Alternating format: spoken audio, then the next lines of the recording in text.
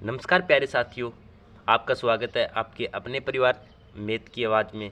जैसा कि आप जानते हैं, हम पढ़ रहे हैं कक्षा 10 का नया सिलेबस 2024 और 25 के अनुसार, जिसके अंदर अभी तक हमने चैप्टर 4.1 और 4.2 को अच्छे से सॉल्यूशन कर लिया है। आज हम 4.3 का क्वेश्चन नंबर 2 सॉल्यूशन करने वाले हैं। इससे पहले जितना भी आपको वीडियो है उनका प्ले लिस्ट बनाकर आपको डाल दी गई है, आप वहां से देख लेना। चलिए आज स्टार्ट करते हैं प्रश्नावली 4.3 का क्वेश्चन नंबर 2। तो प्यारे साथियों, क्वेश्चन नंबर 2 क्या दिया गया है कि निम्न प्रत्येक द्विघात समीकरण में k का ऐसा मान ज्ञात कीजिए कि उसके दो बराबर मूल हो। देखिए प्यारे साथी, आपसे बार बार बोलता हूँ कि प्रश्न को हमेशा 2 बार पढ़ना, चाहे आंसर करते टाइम आपका समय कम लगेगा। देखिए इसने कहा है निम्न प्रत्येक द्विघात समीकरण में k का ऐसा मान ज्ञात कीजिए उसके 2 बराबर मूल है। ये हमें द्विघात समीकरण दी गई है, ठीक है। दोनों k का आपको एक ऐसा मान ज्ञात करना है कि उनके 2 बराबर मूल हो। और आपको पता है बराबर मूल कब होते हैं, ठीक है। इसने कहा है 2 बराबर मूल, और बराबर मूल हो तो d का मान कैसा होगा, हमने कल पढ़ा। जो विद्यार्थी कल था उसको अच्छे समझ में आएगा। चलिए मैं बताता हूँ। देखिए हमने कल पढ़ा था, यदि इसने कहा बराबर मूल का मतलब d का मान 0, जब भी तो बराबर होगा, और d का मान 0, तो इसने कहा है मूल क्या होंगे, बराबर, यानी समान कब होते हैं मूल। मूल समान कब होंगे, जब d का मान 0 होगा। तो चलिए समझते हैं। सबसे पहले आपको k के 2 मान ज्ञात करने हैं। तो इसके लिए आपको क्या करना है, सबसे पहले यहाँ पे आपको द्विघात समीकरण ax² plus bx plus c की तुलना करके आपको यहाँ से a, b और c के मान निकालने हैं। तो यहाँ से a का मान बताओ क्या आएगा, x² की जगह x², a की जगह क्या आया 2, इसी तरह b की जगह क्या है k, c की जगह 3। अब आपको पता है क्या निकालते हैं, अब आपको क्या निकालना है, अब आपको निकालना है व्यक्तिकर। और व्यक्तिकर क्यों निकालना है, क्योंकि वहाँ से हमें k के मान मिलने वाले हैं। लेकिन इस बार हमें ये चेक नहीं करना है कि व्यक्तिकर का मान प्लस है, माइनस है, 0 है। इसने बोला है कि उसके 2 बराबर मूल है, और बराबर यानी जब मूल समान हो तो व्यक्तिकर d का मान कैसा होता है। देखिए जब मूल समान हो तो d का मान कितना होता है, d का मान 0 होता है। तो देखिए यहाँ से हम क्या कर देंगे कि d बराबर 0। अब क्या निकालना है हमें निकालना है d, यानी b² माइनस 4ac, ये होता है व्यक्तिकर। और हमें पता है कि b² माइनस 4ac का मान तो 0 है। क्यों 0 है, क्योंकि d का मान 0 है। इसने बोला है कि जब 2 बराबर मूल हो तो d का मान 0 होता है, ठीक है। चलिए अब इसका मान रख दीजिए। b का मान क्या है, b की जगह क्या है k, तो k रख दीजिए। माइनस है तो माइनस 4 इंटू a का मान 2 गुणा c का मान 3 बराबर में 0। k², 4 दूनी 8, 8 दिए 24 बराबर में 0। अब आपको क्या करना है, यहाँ से k के मान निकालना है। k² ऐसे का ऐसा, ये माइनस का 24 इधर जाएगा तो प्लस का 24। मुझे इस k का मान चाहिए, ये स्क्वायर है, इधर जाके आपको पता है जो एक साइड स्क्वायर हो अगर दूसरी साइड भेजे तो अंडरूट बन जाएगा, याद रखना। तो k का मान यहाँ से क्या आ जाएगा, √24। और √24 को भी हम हल कर सकते हैं अगर चाहे तो, ठीक है। तो √24 को कैसे हल करेंगे बताओ। और √24 को मैं क्या लिख सकता हूँ, मैं लिख सकता हूँ ना 4 गुणा 6 लिख सकता हूँ ना। 4 से की तो 24 होता है, कोई फर्क नहीं पड़ने वाला। 4 गुणा 6 लिख दो चाहे 24 लिख दो, एक ही बात कर रहा हूँ मैं, ठीक है। लेकिन ऐसा क्यों लिखा मैं बताऊँगा। ऐसा मैंने इसलिए लिखा क्योंकि मैं 4 का तो अंडरूट जानता हूँ। 4 का अंडरूट क्या होता है 2, तो 4 का अंडरूट 2 होता है। मैंने 2 तो बाहर निकाल लिया, अंदर क्या 6 का अंडरूट नहीं जानता, तो अंडरूट 6 आ जाएगा। क्या आ गया 2 √6। और अंडरूट है, अंडरूट की वैल्यू हमेशा प्लस माइनस दोनों में होती है। तो यहाँ से प्लस माइनस 2 √6 हो जाएगी। तो k का मान क्या आएगा, प्लस माइनस 2 √6, प्लस माइनस 2 √6, ठीक है। ये था आपका पहला क्वेश्चन। कितना आसान है ना। आई होप कि आपको समझ में आया है, ठीक है। सबसे पहले आपको द्विघात समीकरण से कंपेयर यानी तुलना करके ए बी सी का मान निकालना है। फिर व्यक्तिकर निकालना है। इसने बोला है कि व्यक्तिकर का मान 0 होगा क्योंकि 2 बराबर मूल है। फिर यहाँ से हमने इसके अंदर मान रख दिया, हमें 2 बराबर मूल मिल गई। वेरी इंपॉर्टेंट है ये क्वेश्चन, आपको साइड तक इस बार पूछा जा सकता है, इंपॉर्टेंट है, निशान लगा लेना। चलिए इसका पार्ट नंबर 2 करते हैं। सेकंड पार्ट क्या कहता है? सेकंड पार्ट दिया गया के एक्स माइनस 2 + 6 = 0, ये दिया गया है। लेकिन इसके अंदर सबसे पहले हम क्या करते हैं, द्विघात समीकरण यानी ax² + bx + c से तुलना करते हैं।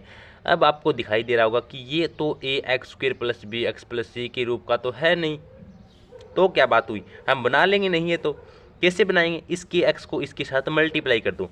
के एक्स का सबसे पहले एक्स के साथ मल्टीप्लाई करेंगे। के एक्स का एक्स के साथ मल्टीप्लाई किया, देखो के तो ऐसे का ऐसा रहेगा, और एक्स का एक्स के साथ मल्टीप्लाई किया, क्या आया? x²। ठीक है, ये माइनस है तो माइनस है। फिर के देखिए 2 को के एक्स के साथ किया था, 2 के एक्स प्लस में 6 बराबर में 0। ठीक है, क्या किया मैंने, के एक्स का एक्स के साथ मल्टीप्लाई किया, के एक्स² आ गया, माइनस था माइनस आ गया। के एक्स का 2 के साथ किया, 2 के एक्स प्लस 6 था, प्लस 6 बराबर 0। अब ये हमारा द्विघात समीकरण बन गया है। अब हम इसकी तुलना ax² + bx + c से कर सकते हैं। ठीक है, यहाँ से a का मान, b का मान, c का मान हम अच्छी तरीके से निकाल सकते हैं। तो बताइए a का मान क्या आएगा? x² की जगह x², a का मान क्या आ जाएगा? के। b का मान क्या आ जाएगा? देखो x की जगह तो x है, लेकिन b की जगह क्या है बताओ? b की जगह क्या होगा? देखो आप ये बताओ, x की जगह तो x आ गया, और b की जगह ये -2 की है, तो क्या आएगा? -2 की, और c की जगह हमारा 6 है ही। ठीक है, तो देखिए a का मान आ गया, b का मान आ गया, c का मान आ गया। अब हमें निकालना है b² - 4ac, ये हमारा व्यक्तिकर है, और इसका मान 0 के बराबर है, क्योंकि जब मूल बराबर हो तो d का मान 0 होता है। ठीक है, यानी d का मान 0 तभी होगा जब उसके मूल समान होंगे, और इसने बोला है कि मूल समान है, तो हम डायरेक्ट लिख देंगे कि d = 0, यानी b² - 4ac = 0। अब इसके अंदर इसकी वैल्यू रख दो। b की वैल्यू क्या है? देखो माइनस की वैल्यू हो वो हमेशा ब्रैकेट के अंदर रखना। ठीक है, b की इसका क्या है? -2 की, इसका क्या करना है? स्क्वायर -4 × a का मान, k × c का मान 6 बराबर में 0। अब इसको हल करो। देखो माइनस है, आप हमेशा याद रखना जब भी हमारे पास कोई माइनस हो उसकी स्क्वायर करें, या फिर हम जब भी माइनस हो उसकी समघात में अगर कोई भी स्क्वायर करें तो समघात होना तो हमेशा क्या हो जाएगा? पॉजिटिव हो जाएगा। कहने का तात्पर्य यहाँ पे माइनस है और इसकी स्क्वायर कर रहे हैं तो ये क्या हो जाएगा? माइनस माइनस प्लस हो जाएगा। हमेशा याद रखना, ये छोटी छोटी बातें ना आप याद रख लेना, क्योंकि यही छोटी बातें जो आपको कन्फ्यूज़ करती है सवाल के अंदर। देखो माइनस है, जब स्क्वायर करेंगे तो क्या हो जाएगा? प्लस। और 2 का स्क्वायर किया तो 2 का स्क्वायर का मतलब होता है 2 × 2, यानी 2 का स्क्वायर हो जाएगा 4, और के का स्क्वायर क्या हो जाएगा? k² माइनस 4 का 6 से गुणा करो, 4 × 6 = 24 के, कितना आ गया? 24 के। ठीक है, यहाँ से मेरे पास आ गया 4k² - 24 के। लेकिन मुझे पता है कि इनमें से दोनों में से क्या कॉमन आ रहा है? इसमें से भी 4k कॉमन आ रहा है, इसमें से भी 4k कॉमन आ रहा है, तो ले लो 4k कॉमन आ रहा है। क्या बचा? यहाँ पे 4k कॉमन ले लिया, तो मैंने 4k कॉमन लिया, यहाँ पे क्या बचा? देखो 4 बार आ गया, k बार आ गया, लेकिन यहाँ पे k² था, तो यहाँ पे क्या बच गया? एक k बच गया। ये माइनस है तो माइनस। इसके अंदर देखो 4 कॉमन लिया, आपको नहीं पता चलता है कि क्या बचा, तो आप इसके अंदर भाग दे दो कि 4k का भाग दोगे तो जो जितना उत्तर आएगा वो ही यहाँ पे बचेगा। तो देखो 4 × 24 यानी कितना आ गया? 6 आ गया, तो क्या आएगा? 6 k तो कॉमन लिया है तो क्या आ जाएगा? k - 6 आ जाएगा। ठीक है, अब मेरे पास एक तो 4k × k - 6 बराबर 0। एक बार तो 4k को 0 के बराबर करेंगे और एक बार k - 6 को 0 के बराबर करेंगे। तो पहले 4k को 0 के बराबर करेंगे तो k बराबर ये 4 गुणा में इधर जाएगा तो भाग में 0 बटा 0/4 होगा। तो जब 0 के अंदर हम किसी भी संख्या का भाग देते हैं तो हमेशा 0 ही आता है, यानी 0 में 4 का भाग देंगे तो 0 ही आएगा। ठीक, अब k-6 को 0 के बराबर करो, तो k बराबर ये माइनस का 6 इधर जाएगा तो प्लस का 6, तो यहाँ से देखिए एक तो मेरे पास 0 आ गया, एक मेरे पास +6 आ गया, k के 2 मान आ गए 0 और 6, और यही हमें ज्ञात करना था। बिल्कुल आसान सा छोटा सा क्वेश्चन था, इजी सा क्वेश्चन था।